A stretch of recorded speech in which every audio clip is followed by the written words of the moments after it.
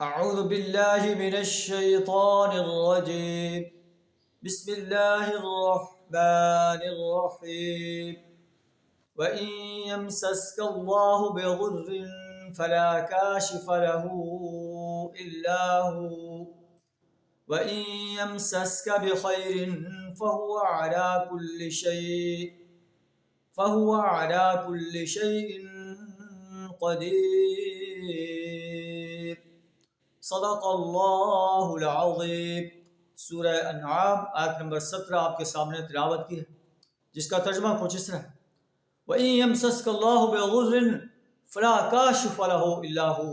اے نبی صلی اللہ علیہ وسلم، اگر اللہ تمہیں کسی قسم کا نقصان پہنچائے تو اس اللہ کے سوا کوئی تمہیں اس سے بچانے والا نہیں.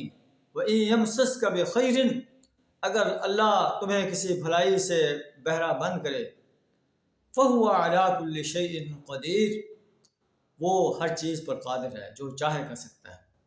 اللہ جو ہے بڑی طاقتور ذات ہے. وہ اگر اپنے نبی صلی اللہ علیہ وسلم کو بھی کوئی تکلیف دینا چاہے تو کوئی اس سے بچا نہیں سکتا، کوئی اس تکلیف کو اللہ کے سوا کھول نہیں سکتا.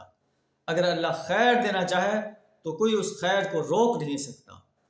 وَهُوَ الْقَاهِرُ فَوْقَ عِبَادِهِ، وہ اپنے بندوں پر کامل اختیارات رکھتا ہے، جو چاہے کر سکتا ہے.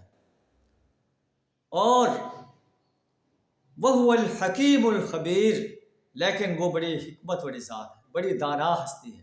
ایسے نہیں کہ اپنی پاور کو الٹپ استعمال کرے، ایسا نہیں.